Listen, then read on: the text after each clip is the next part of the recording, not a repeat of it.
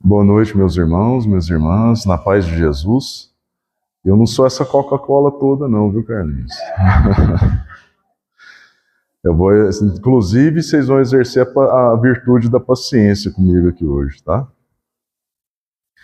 Então, a gente vai começar a nossa reflexão hoje com esse tema e eu vou pedir ajuda no nosso irmão Humberto de Campos, no livro Boa Nova, o 3º capítulo, que vai ser o diálogo entre Jesus e um sacerdote, um ex-sumo sacerdote, né? Então, quando é o capítulo, as primeiras pregações, Jesus está sentado à beira, na escadaria do templo, né? E Jesus foi notado por um grupo de sacerdotes, pensadores ociosos, que se sentiram atraídos pelos seus traços de formosa originalidade, pelo seu olhar lúcido e profundo. Alguns deles se afastaram sem maior interesse, mas Hanã, que seria mais tarde o juiz inclemente de sua causa, aproximou-se do desconhecido e dirigiu-se-lhe com orgulho. Então a presença, a atmosfera de Jesus constrangia aqueles sacerdotes que apenas um veio ao encontro dele, né? E ele então questionou Jesus: Galileu, o que fazes na cidade? Jesus: passo por Jerusalém, buscando a fundação do reino de Deus, exclamou Cristo com modesta nobreza. E a missão de Jesus, que personalidade era aquela que transformava, lapidava os diamantes, como, por exemplo, Pedro, ansioso, às vezes violento, né? E no final da vida, aquele espírito, daquela estatura. Assim como Saulo transformou em Paulo, Judas, que passou por todo aquele processo, né? E hoje é um espírito que tanto nos apara. E etc, né? Então, essa transformação moral, a capacidade de trazer o reino de Deus em nossos corações, a nossa transformação moral, essa era a missão de Jesus. Tanto que agora, na Semana Santa, né, ele, na cruz, uma das frases que ele usa, ele se dirige a Deus e pronuncia: está consumado, que é a implantação da Boa Nova. Então o sacerdote questiona: reino de Deus? Retornou o sacerdote com acentuada ironia. E que pensas tu que venha a ser isso? Esse reino é a obra divina no coração dos homens, esclareceu Jesus com grande serenidade. Obra divina em tuas mãos? Revidou Canaã, com uma gargalhada de desprezo. E continuando suas observações irônicas, perguntou: com que contas levar adiante essa difícil empresa? Quais são teus seguidores e companheiros? Acaso terás conquistado o apoio de algum príncipe desconhecido e ilustre para auxiliar a execução de seus planos? Jesus, né? Meus companheiros hão de chegar de todos os lugares, respondeu o mestre com humildade. E aqui eu convido a vocês para refletirem nas parábolas que está em Mateus, as 5 parábolas do reino, sempre mostrando que o reino é dentro. Então, o semeador jogou a semente dentro da terra, no seio da terra, o fermento dentro da massa, o tesouro escondido no centro do campo, no meio do campo, que é aquele que é semelhante àquele homem que vendeu tudo que tinha e comprou o campo, com o tesouro dentro do campo. A pérola dentro da ostra e a rede que jogou dentro do mar para os peixes, né? Pegar os peixes. Meus companheiros hão de chegar de todos os lugares. Eles não são do mundo, esses companheiros. A gente sabe que Jesus era auxiliado por vários benfeitores ali. E como eu não sou desse mundo. E Jesus não tinha um olhar para o sacerdote como sendo Hanã, ex-sumo sacerdote, sogro de Caifás, o atual sacerdote. Ele tinha um olhar para Hanã como um espírito em evolução, um espírito que tinha ainda muito que caminhar para chegar à perfeição, Ele tinha um olhar com paciência. Então Hanan respondeu, sim, observou Hanan, os ignorantes, os tolos, estão em toda parte da terra. Lógico que ele não compreendia, né? Jesus falando para ele que hão de chegar de todos os lugares. Certamente representará o material de sua edificação. E continuou desprezando e sendo irônico com Jesus. E, inclusive, ele fala que a obra divina já viste alguma estátua perfeita, modelada em fragmentos de lama. E aí Jesus, sem perder paciência, mas agora com mais firmeza, responde. Sacerdote, replicou Jesus, com energia serena, nenhum mármore existe mais puro e mais formoso do que o sentimento. E nenhum cinzel é superior da boa vontade. Impressionado com a resposta firme e inteligente, o famoso juiz ainda interrogou. Conheceres Roma ou Atenas? E Jesus responde, conheço o amor e a verdade. Jesus responde convictamente. E aqui a gente começa a entender o que é a construção do reino de Deus com uma percepção mais humana, vamos dizer assim. Porque na esfera da psicologia, eu vou trazer alguns exemplos bem simples aqui, para a gente entender o que é o pensamento, o que é o sentimento e o que é a vontade na construção do reino. Esse vai ser, vamos dizer assim, o material, a provisão que nós vamos construir o reino, o tijolo que nós vamos construir e edificar o nosso reino. E a vontade? A vontade é aquela vontade de reforma íntima, é aquela vontade de você mudar um velho hábito. E na questão 909, onde é questionado se a gente conseguiria mudar algum hábito infeliz, os espíritos respondem, basta um pouco de esforço. Basta um mínimo de esforço, uma pequena vontade para você construir, mudar esse hábito. E continuando a nossa reflexão, enquanto ele fala, o sacerdote fala de Roma e Atenas, que é semelhante ao homem que construiu sua casa, um homem não prudente, que construiu sua casa em cima de areia, sem alicerce. Essa casa ela fica perecível ao vento, ela fica perecível às aflições, por exemplo, a tribulações. É semelhante ao que ele cita Roma e Atenas. Como está Roma e Atenas hoje? Em ruínas, né? Então ele via o materialismo, ele via só o que ele podia palpar ou pegar, né? Enquanto o amor e verdade, que Jesus nos ensina a construir, é a casa sólida em cima da rocha, do homem prudente que ouve e escuta Jesus e pratica o que ouve e escuta Jesus. Eu convido a vocês agora para a gente buscar no livro Mundo Maior a casa mental do benfeitor Calderaro. A casa mental ele divide ela em 3 níveis, onde o nível inferior são os medos, as aflições, os traumas, mas também as virtudes que nós já passamos nas existências anteriores, as múltiplas existências. O nível térreo é o que a gente vive, é a semeadura, né? Semeadeira divina. É o que a gente planta, o que a gente colhe, o que a gente já plantou e o que a gente está plantando para colher no futuro.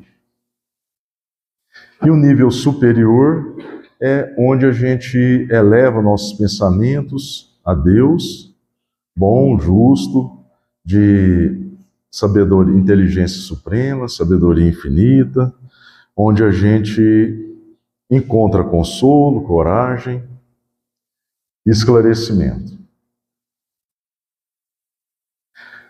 E aqui eu vou fazer uma analogia como se fosse uma casa de alvenaria, onde eu já falei das provisões para a gente construir essa casa mental, que vai ser a casa, vamos dizer assim, onde está a mente? No espírito, vai ser a nossa casa eterna, a casa imortal. Não é aquela casa em cima da areia, que qualquer vento derruba, que qualquer doença ou qualquer medo, né?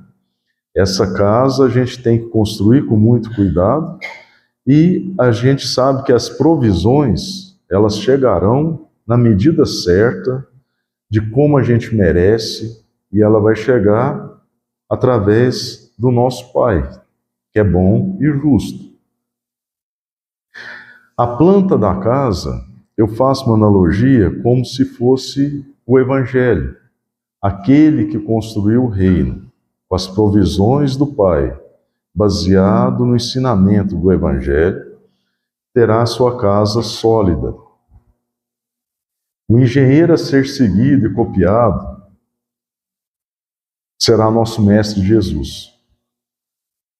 O mestre de obras que nos auxiliará a interpretar os ensinamentos elevados, que nos encorajará, esclarecerá e consolará, é o nosso anjo da guarda, que o Carlinhos acabou de dizer aqui, nosso mentor espiritual. Agora, o pedreiro mesmo que vai trabalhar, esse trabalha sozinho, esse tem a sua cruz e não pode dividir com ninguém. Esse vai derrubar parede, subir parede, esse somos nós.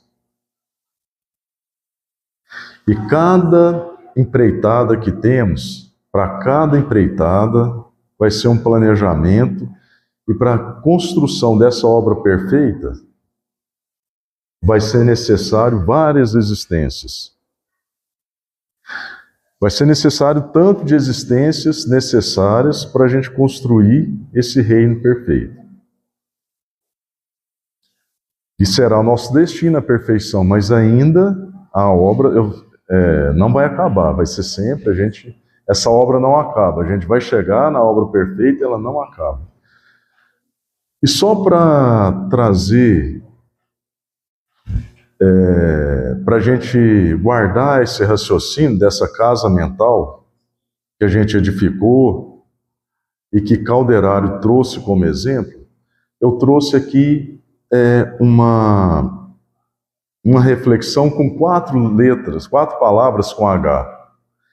A fundação dessa casa, já que a gente tem que seguir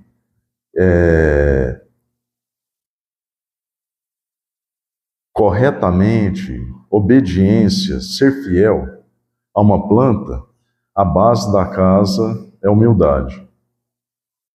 As habilidades, que é outro H, que você adquiriu de outras existências, está no nível inferior. O térreo, a gente segue com a honestidade. A honestidade que eu falo é só para aproveitar o H, mas é ser fiel às leis de Deus, que é a nossa consciência que está gravada no andar superior, que é onde a gente guarda a luz. Que a gente mantém o ânimo, que eu coloquei aqui como humor, só para deixar gravado, mantém o ânimo nas aflições que a gente enfrenta todos os dias. Então é só uma regrinha para a gente guardar e entender como funciona essa casa mental. E veio hoje, atendendo um paciente,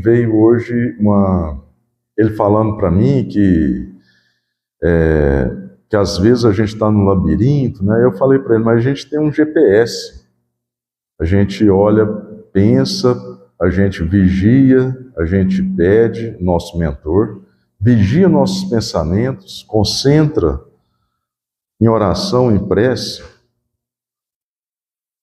que pode estar o caminho mais difícil, que a gente tem nosso GPS, a gente tem Deus para nos guiar nos caminhos mais difíceis, né? E para conseguir essa conexão, a gente precisa de uma conexão 3G. Uma conexão de gratidão, gratidão aos amigos, aos familiares, da gente estar aqui, nesse ambiente de luz. Gentileza o meu professor, por exemplo, e amigo Carlinhos, que nos recebeu aqui, o meu amigo Silvio,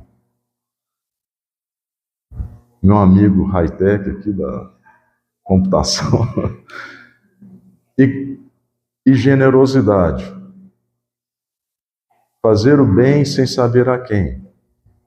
Essa conexão 3G, a gente liga,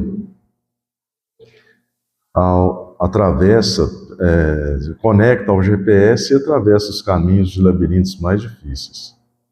Essa figura é a figura de Zaqueu, quando ele sobe a oliveira para ver Jesus, e ia fazendo uma interpretação segundo a doutrina, mostra que Zaqueu ele entendia muito bem dessa casa, desse reino de Deus, essa casa da nossa mente, dessa casa da nossa alma, do nosso espírito. Ele se elevou aos pensamentos, ele olhou para cima, elevou os pensamentos dele, subiu o que ele tinha em mãos, o que ele entendia, subiu a oliveira para ver Jesus, e Jesus viu ele e falou: Zaqueu, desce daí, atravessa a multidão, que ele tinha estatura pequena, para ele era difícil, Desce daí, atravessa as atribulações, vem até mim, porque hoje eu vou estar na sua casa. Então ele ensinou a Zaqueu a atravessar todas as dificuldades e falou para ele que hoje eu vou estar na sua casa. Eu vou estar dentro do reino de Deus com você.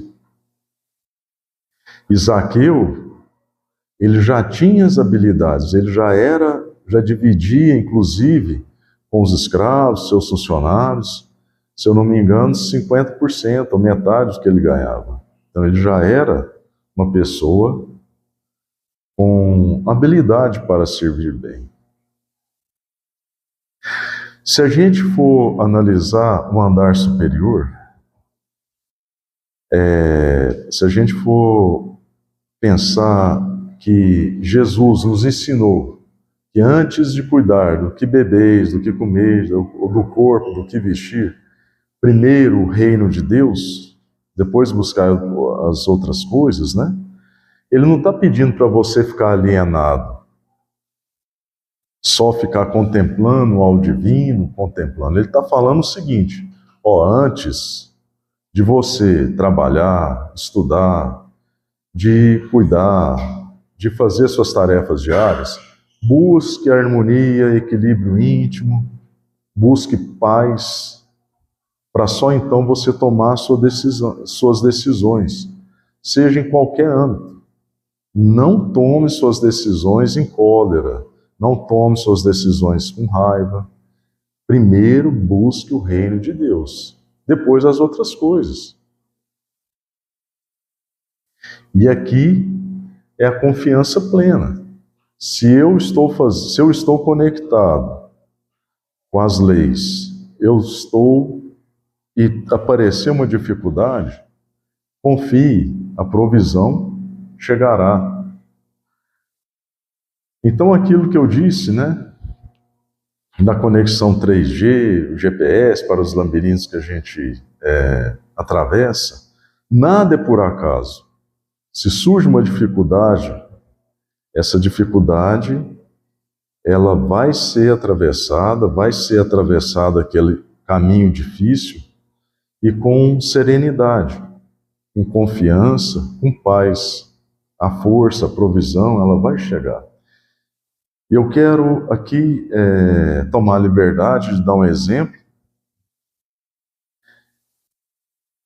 Uma senhora que estava com a despensa vazia, as contas já sem energia, as contas por pagar da energia, ela com o marido doente, sem trabalhar, 3 filhos pequenos, ela então coloca um anúncio na rádio, que precisava de pagar as contas, precisava de uma cesta básica, que quem pudesse ajudar, ela tinha tal endereço, e enfim, a rádio então publicou a nota, e o dono de uma empresa muito materialista ouviu aquela nota, ele ateu, não acreditando em nada do mundo maior, comenta com seus funcionários, para provar e escandalizar essa senhora, vocês vão ao supermercado, comprem tudo que for de melhor, faz uma compra bem generosa, pega as contas dela, paga, e só que no final vocês vão falar que quem mandou pagar, quem mandou comprar no supermercado, vocês vão me dar licença, eu vou falar o nome aqui, né? Foi o diabo que mandou comprar e pagar as contas, etc. E assim foi os dois funcionários, foi no supermercado, fez aquela compra generosa e pagou as contas dela, né?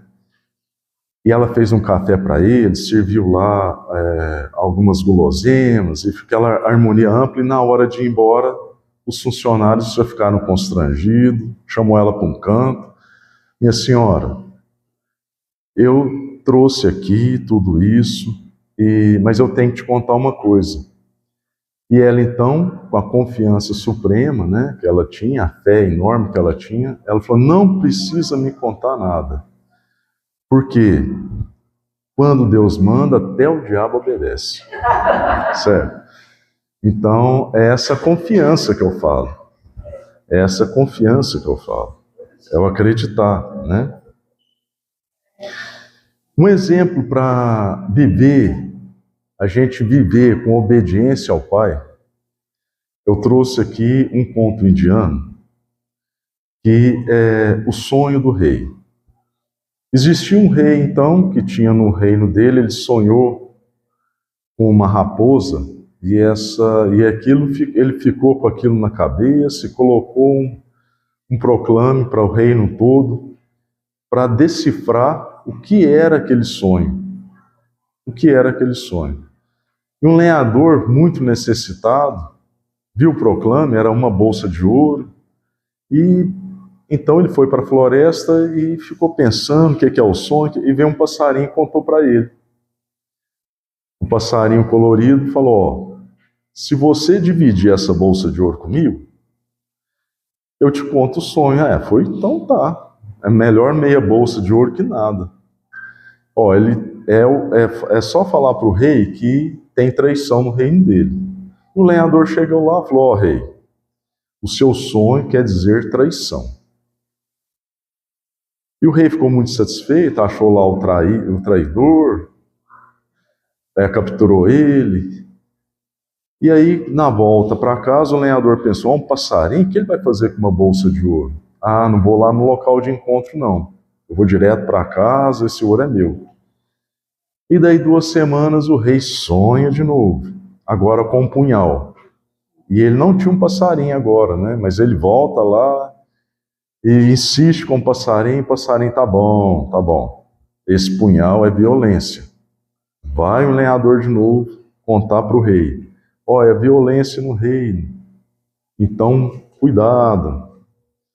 E ele ganha 2 bolsas de ouro. Aí no caminho para casa, ele encontra o passarinho, mas ele olha o passarinho, passarinho, como semente por aí, eu tenho que comprar minhas coisas, né? Pegou uma pedra, jogou no passarinho e espantou o passarinho. E aí agora o terceiro sonho do rei. E como é que faz? Né? O rei sonha com um punhado de carneirinho, branquinho, para lá e para cá. E o rei manda o proclame de novo, manda trazer o lenhador. E o lenhador agora se vê em saia justa, porque espantou o passarinho. Mas ele vai atrás do passarinho, e o passarinho concorda com ele novamente. E agora 3 bolsas de ouro. Só que agora o lenhador chega lá para o rei e fala, o seu é um rei de luz, é um reino agora de paz, né? Pode ficar tranquilo. E o lenhador pega 3 bolsas de ouro, já com arrependido, encontra o passarinho, pede 1000 desculpas para ele, entrega o ouro para ele. E o passarinho fala, não, me desculpa. E o passarinho fala, eu não fico surpreso. Você é uma pessoa, lenhador, você é muito influenciável. Enquanto o reino estava de traição da raposa, você me traiu, você não encontrou comigo. Quando o reino estava violento, você, com a influência do reino, você me jogou uma pedra. E agora o reino está no reino de paz, você está em paz. E isso a gente tem que buscar sempre, mesmo que todos façam o errado, a gente tem que permanecer fazendo o certo. A gente não pode, isso é só para lembrar que nesse nível térreo a gente tem muita influência, principalmente rede social, né? A gente tem que sempre buscar a nossa consciência, as leis do amor, as leis de Deus para guiar nossas decisões. E o nível inferior é que eu vou contar mais uma historinha. Essa vai ser rapidinho, Carlinhos.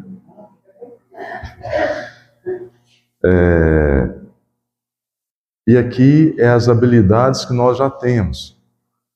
Existe um sábio e o filósofo, né? O filósofo tem 2 aprendizes que vão até uma aldeia e eles veem então um senhor atrás de porcos, né? E tem um porco machucado, aquele senhor pega o porco, joga no ombro e acompanha até a aldeia, porque o porco estava mancando, ele carrega o porco, vai até a aldeia, é um senhor já de idade. E aquele comportamento lá, os aprendizes ficam assim questionando, eles perguntam para o filósofo, né, que era o mestre deles, mestre, por que ele fez aquilo? Não, porque ele faz o bem sem saber a quem. Ele olha aquela situação, a necessidade dele ajudar e ele ajuda. É assim que a gente deve comportar. A gente tem que sempre ter disciplina, determinação, diligência para ajudar quem precisa. Bom, no outro dia eles tinham que fazer uma escalada até chegar no sábio, eles iam visitar. E chega lá no sábio, quem é o sábio? É o velhinho que carregou o porco. Aí eles ficam intrigados e perguntam para ele, por que você carregou o porco aquela hora? E aí o sábio responde, porco? Eu nem sei, não sei que porco é esse que eu carreguei, né? E aí o filósofo então interpreta tudo, ele fala, ó, eu falei para vocês em diligência, determinação, disciplina, com o meu parecer, porque se eu ver um porco machucado, eu tenho que fazer um esforço enorme para pegar o porco. Agora, quem já carrega a caridade no coração, o fazer o bem no coração, aquele é um ato natural. O sábio nem lembra, porque é o dia a dia dele, ele tem aquela virtude já de fazer o bem. Então é só para a gente refletir, eu trouxe essas historinhas, né? Para a gente refletir como é o reino de Deus. E como o nosso amigo Calderari me ajudou a refletir e conversar com vocês. As armadilhas que causam desperdício da existência, né? Quando a gente fica alienado só em contemplação, ou seja, a fé sem obra, quando a gente fica em procrastinação, em comodismo, conveniência, na porta larga, ou quando a gente fica parado, preso no remorso, no ódio, na vingança. E aí eu busco o que Jesus ensinou, né, no João, capítulo 3, versículo de 1 a 12, em verdade te digo, ninguém pode ver o reino de Deus se não nascer de novo. A cada existência a gente tem uma oportunidade de reforma íntima, de reformar nossa casa mental, de buscar novas habilidades, certo? Eu falei que tinha acabado as histórias, vocês me desculpem, tem mais uma aqui, tá? Eu tenho uma irmã, minha irmã do meio, ela faz hemodiálise, e quem conhece ela, hemodiálise é uma terapia, graças a Deus existe hemodiálise, mas é muito penoso. Ela vai 3 vezes por semana, fica várias horas fazendo hemodiálise, oscila muito peso, tem que ter um cuidado rigoroso. E quem conhece ela, a última coisa que você fala é que ela tem esse problema. Ela tem, o sobrenome dela é Resignação, sabe? E aí eu trouxe está no livro Colar de Diamantes, de Divaldo Franco, História, Janelas da Vida. E depois eu vou contar por que eu estou falando da minha irmã. A escritora e horticultora norte-americana Ruth Stout, ela contou uma passagem que ela teve com a avó dela na infância. Ela tinha 6 anos de idade. E aqui a nossa relação com as criaturas, a nossa chance de exercer o nosso aprendizado é nas relações simples, dentro de casa, com os familiares, com os amigos, no trabalho, em todas essas relações que a gente mantém. Então, ela estava numa sala ampla, com a avó dela, uma cadeira de balanço, e ela então vai até a janela e observa um cachorrinho dela que tinha morrido. Ela até não gostava tanto do cachorro, porque o cachorro mordia ela, mas ela fica com muita dó dos 2 irmãos que estavam ali ajoelhados e chorando. E ela então, por piedade com os irmãos, naquela janela ampla, ela começa a chorar, e o avô dela então questiona ela: minha filha, por que você chora? Porque o cachorro morreu. Mas você nem gostava tanto desse cachorro, inclusive ele te estranhava e já te mordeu umas 2 vezes. Mas ó, meus irmãos, e o avô querendo mudar então, consolar ela, mudar o jeito dela pensar, ele chama ela para outra janela. E a outra janela, eles tinham plantado uma roseira, e a roseira estava cheia de rosa, a coisa, uma relva bem verde, bastante bonito o jardim. Ela então pula a janela, muda o modelo mental dela, corre nas flores e tal, e ela então, o avô dela chama de novo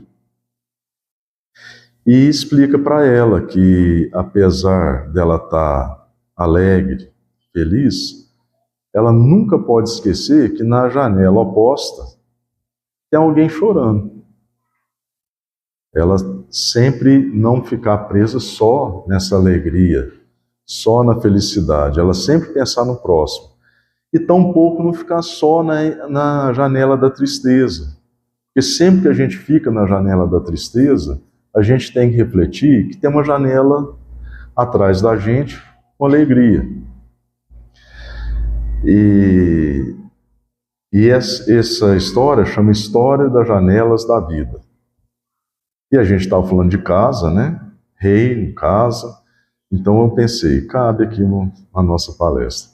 E o motivo de eu falar da minha irmã é porque o meu avô, quando ela nasceu, ele falou para minha mãe, né? Essa menina, ela não é só uma flor, ela é uma roseira. E o apelido dela ficou Roseira o resto da vida, né? Então, a verdadeira sabedoria da vida que o avô ensinou para a neta é nunca se deter a amargura deixando contaminar pela felicidade, e nunca se embriagar da felicidade a sós, porque há sempre alguém chorando. É aquilo que eu falei, né? Nunca ficar preso na janela da tristeza, porque sempre tem a felicidade, a janela da felicidade. Nunca ficar só contemplando, embriagado pela felicidade a sós, porque tem sempre alguém chorando. E é o êmbolo, né? A gente tem que manter o equilíbrio. E voltamos ao início da palestra. Antes de tudo, buscai o reino de Deus. Antes da gente sair de casa, buscai o equilíbrio, sem oscilar tanto. Essa oscilação dificulta a gente manter o equilíbrio. Seguindo a nossa reflexão, no diálogo do sacerdote com Jesus, o sacerdote Hanan tem ciência dos códigos da corte provincial e das leis do templo? Inquiriu Hanan, inquieto.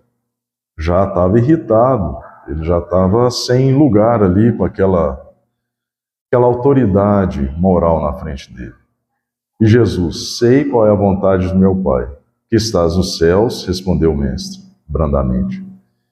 E a vontade do Pai é a gente evoluir na asa da moral, da sabedoria, para a iluminação, chegarmos à perfeição.